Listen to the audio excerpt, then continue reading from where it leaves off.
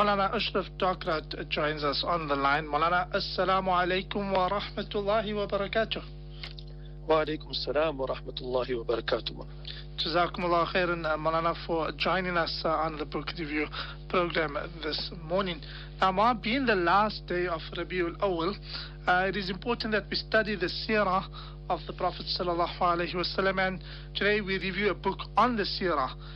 Let's start off, Ma, by who is the author of the life and work of the Prophet of Islam, Muhammad Hamidullah. Yes, Maulana Muhammad Hamidullah, who is the author of our book under review today, The Life and Work of the Prophet of Islam, was a phenomenal scholar. He lived from 1908 and passed away in 2002. He was regarded as a muhaddith, a person who knew the fiqh very well, and a prolific academic author. He knew 22 different languages, Persian, Arabic, French, English, German, Italian, Greek. At the age of 84, he was still studying the Thai language. He was born in and originated from the Deccan area of British India, and he hails from a scholarly family. He earned his BA, LLB, and MA at the Osmania University, and then he traveled to Germany, and he was awarded a DPhil at the Bonn University. He served there as a faculty member. He taught Arabic and Urdu there, and later on he went to the Sorbonne University and completed a second doctorate. He was awarded his D.Lit at Phil after 11 months only, and he taught international law at the Osmania University from 1936 to 1946.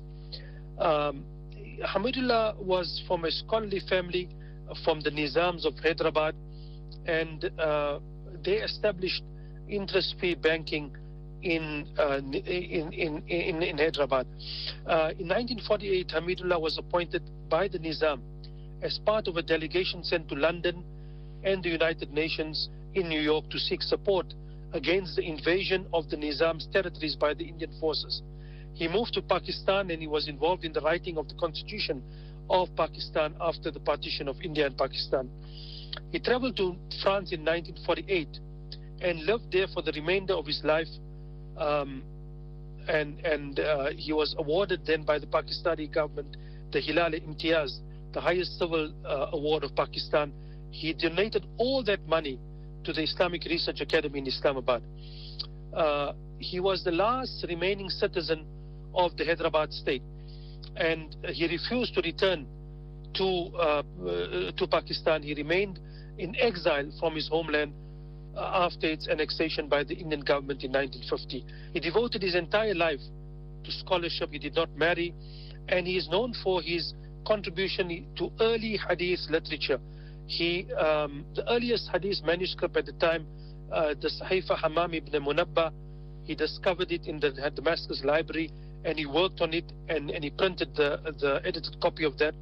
And he also worked on various other hadith books, and it is said that he authored over 100 books in English, French, German, Arabic, and Urdu, and about 1,000 scholarly essays. He wrote a book, Muhammad Rasulullah, a concise survey of the life and works of the founder of Islam.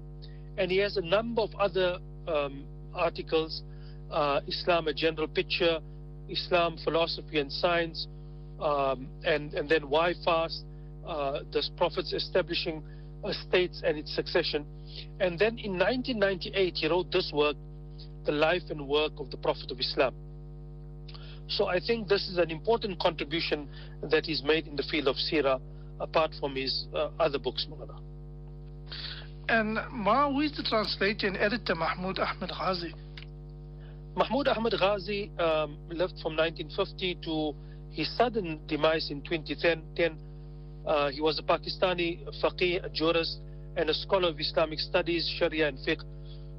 He was professor at the International Islamic University, Islamabad, and I had the good fortune of knowing him.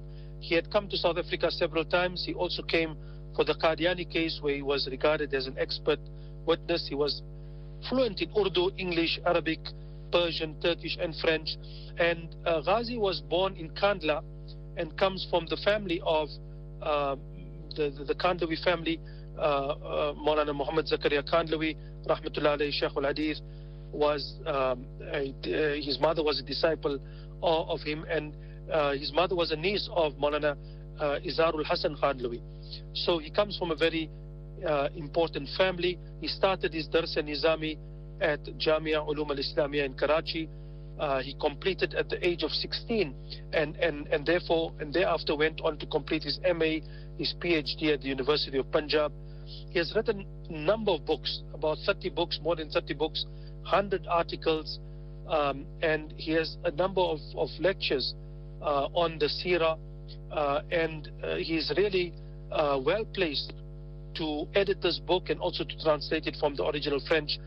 He has a number of books on the Seerah himself, and was really an exceptional scholar, and it was my pleasure to have known him and worked closely with him, because I had known Professor Abdul Rahman Doi, my Ustad, and he had a good relationship with Professor Mahmoud Ghazi. Now, Ma, what is the approach the author takes in this book? Well, this book is quite unique in that the author starts off by, right at the beginning of the book, asking us, why do we study the life of the Prophet sallallahu alaihi wasallam? So he has 7 introductory chapters in which he asks this question and other questions regarding the material and primary sources for the Seerah, the choice of the environment around, why is Makkah suited as the center, why is Rasulullah sallallahu alaihi wasallam singled out for this supreme divine mission, and the Prophet sallallahu alaihi wasallam's ancestors. He then moves to the appearance, in other words, the birth of Rasulullah sallallahu alaihi wasallam, his orphanage, the fact that he was an orphan, the wars that took place during his time, a life of independence, his marriage, and the awakening of religious consciousness in the Rasul sallallahu alaihi wasallam. The third section is devoted to the mission, in other words, the beginning of this mission, the communication of that divine message, the emigration to Abyssinia, the social boycott, and how the Prophet sallallahu alaihi wasallam was searching for an asylum for Islam and Muslims. Another section looks at the Mi'raj and other miracles of the Rasul sallallahu alaihi wasallam, and then moves into chapter 20, the Islamization of Medina. And chapter 21 is very interesting, the women's roles in Islam before Hijrah, and certain women are singled out, and their biographies are provided in this section. The next section moves to the Hijrah, or the immigration to Medina, and looks at the first measures taken in Medina, how the community was organized, and very importantly, a section on the constitution of the state. Now we know Professor Muhammad Hamidullah had written extensively on the constitution of the state. He has a separate book on that also, and a lot of that is included here. The last section is the political religious life of the Prophet sallallahu alaihi wasallam. Now this is arranged in a very systematic way, and is really the thematic part of this book. In each section there's a section, for example, relations with the Quraysh of Makkah, and then a discussion of the various tribes, relations with Abyssinia, and then a discussion of the letter that is sent to Negus, relationship with Egypt, and then a section on that. So in each section there's a section on relations with that country or that region, and then the actual mission of the Prophet ﷺ to those people. And this is really a very strong point of this book, and sets the historical and geographical context for understanding the mission of Rasulullah ﷺ. Now, Ma, why is the lessons of Seerah imparted here relevant for us today? Well, firstly, in this extensive section in this book, the political religious life of Rasulullah sallallahu alaihi wasallam, we understand that Islam was not just a religion limited to the Arabian subcontinent, but rather the mission of Rasulullah sallallahu alaihi wasallam was kafatul lidnas. And the author actually shows us that practically, referring to original documents, the relations that Islam had with the Byzantine Empire, for example, the relationship with Iran, the relationship with other states in Arabia, the Arab tribes of the peninsula, and the relationships with the Jews, the relationships with the Christians, and then shows us exactly what inroads Rasulullah sallallahu alaihi wasallam made to those communities. So it shows the international nature of Islam. And in today's world, where we know Muslims are being targeted in Gaza, and we in our place here are so comfortable, we understand that this ummah is actually one ummah, that wherever the Muslims are, Rasulullah sallallahu alaihi wasallam came to create one nation, one ummah, under the flag of La ilaha illallah Muhammadur Rasulullah. And that we should understand the ummah as that no matter where the Muslims are, whatever circumstances they find themselves in, there is a certain need of the hour. And our need of the hour now is to support our Muslims and our brothers who are standing as defenders of Masjid al-Aqsa, and to support them because we belong to the single ummah that Rasulullah sallallahu alaihi wasallam's mission was directed to. So I think this is the important lesson that we learn from the seerah through a book like this, Maulana. And then what is unique about this book? Maulana, in this book was recommended to me by Maulana Yusuf Wadi, and I thank him for that. He had identified that this book was unique in its approach. In other words, there are two approaches that are combined. There is on the one hand a historical chronological approach that takes a part of the book, in other words, how Rasulullah sallallahu alaihi wasallam was suited for the mission, what Rasulullah sallallahu alaihi wasallam did in his early days, and finally the risala of Rasulullah sallallahu alaihi wasallam, the beginning of his mission. And then the book takes a turn after explaining the hijrah and the emigration to Medina. The book takes a turn in a number of chapters from page 167 right up to page 492, where the book deals with the international relations, the political religious life of the Prophet sallallahu alaihi wasallam. And this is the unique part of this book. You won't find this type of approach in other books, where the relationship with other peoples, other tribes, other nations are not only put into their historical context, but after that, the actual letter that Rasulullah sallallahu alaihi wasallam has sent to people. And there's in all of this, there's a detailed academic approach. The author is extremely academic. There are detailed footnotes, explaining things, leads to further reading. The footnotes are extremely engaging and interesting. And in a sense, this book serves as a companion for anybody who is going to do further Quranic study even. If you are going to study the Quran and you want to know the context of the Jews, the context of the Christians, the context of the Arab tribes around Rasulullah sallallahu alaihi wasallam, then you need to study this book. So there's a strong emphasis on context, background, the setting of Islam in the 7th century, and this makes for very, very engaging and interesting reading as such. By studying a book like this, your knowledge about the world, in fact, and the world at the time of the mission of Rasulullah sallallahu alaihi wasallam is really increased. You not only know about that, but the author, for example, goes into detailed discussions about who the pharaoh was. For example, is it actually Ramesses II? Who is it that is identified as the pharaoh? There's a long footnote there, and he refers to his previous writings on the subject. He refers to his current position on that. So there are extensive notes in each section. There's academic rigor in the way he presents his work, and this book can serve as background reading for anybody who's taking up the serious study of Islam. Ahmad, there have been a number of books on the seerah in recent years and months. Perhaps you would like to alert our readers to some of these titles. Yes, Maulana, what we've witnessed in recent times is really a proliferation of books on the seerah.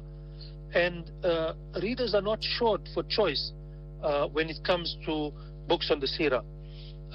And there are many, many publishing houses now who are churning out wonderful books on the seerah. For example, Imam Ibn Kathir's The Story of the Blessed Birth of the Prophet Muhammad and His Blessed Nursing has now been published. Imam Yusuf al-Nabhani's 40 hadith on the miracles of the Prophet sallallahu alaihi wasallam. We know that Sheikh Abul Fattah Abul Ghuddas, the messenger, our teacher, has been published. The Khasa'is al-Muhammadiyah is now available in English. The Hamziya, which is selected verses from the poem of Imam al-Busiri, a poet of 13th century Egypt, who wrote many poems in praises of the Prophet sallallahu alaihi wasallam. The most famous of these are the Burdiya, at least the Burda, the Mudariya, and the Muhammadiyah. The Hamziya is a longer poem, less well known, but also a tremendous poem for its beauty and its power. And all of that is now available to non-Arabic speakers. Translations of these books are available, and it is quite interesting to see how many books have been published recently. There is a book, Meeting Muhammad sallallahu alaihi wasallam, by Umar Suleiman, for example. And like that, every publishing house almost has a number of important works that have been written on the Seerah. So the Seerah, we should ask ourselves, how many books of the Seerah do we have in our library? We know the common ones, the important ones to have, for example, the Sirat al-Mustafa, which has been translated into 3 volumes and then abridged by Talimuddin, the Talimi board of the KZN, is an essential part of anybody's library. We should have other books of the Seerah as well. And it is important for us to ask ourselves that as far as my own collection of books is concerned, how far have I actually developed my Seerah library, so to say? Are the books of Seerah included in my library increasing? Am I keeping up to date with the latest of these publications? And many of these publications, Maulana, are very well priced. They are very well priced. They are available on the market. And the more we know about the Nabi sallallahu alaihi wasallam, the more we will come to love him. The more we come to love him, the more we will practice his beautiful way. The more we practice his beautiful way, the more we will be beloved to Allah subhanahu wa ta'ala. The way to Allah is through the Rasul sallallahu alaihi wasallam. And we have to become true lovers of the Rasul sallallahu alaihi wasallam for Allah subhanahu wa ta'ala to be truly happy with us. And so we should devote our time to studying the seerah of the Prophet sallallahu alaihi wasallam. A few weeks ago we had reviewed the book the woman around the Prophet sallallahu alaihi wasallam, a brilliant book. And so we should try to acquire these books and make them part of our library, encourage our children to read. This is a time where people who read are actually people who are ahead of the times, who are people who can hold their own in the world. So we must encourage reading by providing good reading material in our homes, inshallah. And one of the books that we discussed, the availability of that book? Yes, this book is available at all good bookshops. The title again, The Life and Work of the Prophet of Islam. The Life and Work of the Prophet of Islam by Muhammad Hamidullah. It has, as I said, it's very well laid out. There are a number of important footnotes after every chapter. There is an extensive bibliography at the end of the book. There's an index of the book. There are various indexes, in fact, and the book is a attractive addition to any library. The publishers are Adam publishers and distributors, and these books are usually very well priced. So we should request it from our library, from our book supplier, The Life and Work of the Prophet of Islam by Muhammad Hamidullah, edited by Mahmoud Ahmad Ghazi, and freely available, Maulana. Jazakumullah khairan ma for joining us this morning on the book review program, and inshallah we will speak to Maulana next week. Inshallah al-Aziz. Assalamu alaikum wa rahmatullahi wa barakatuh. Wa alaikum salam wa rahmatullahi wa barakatuh.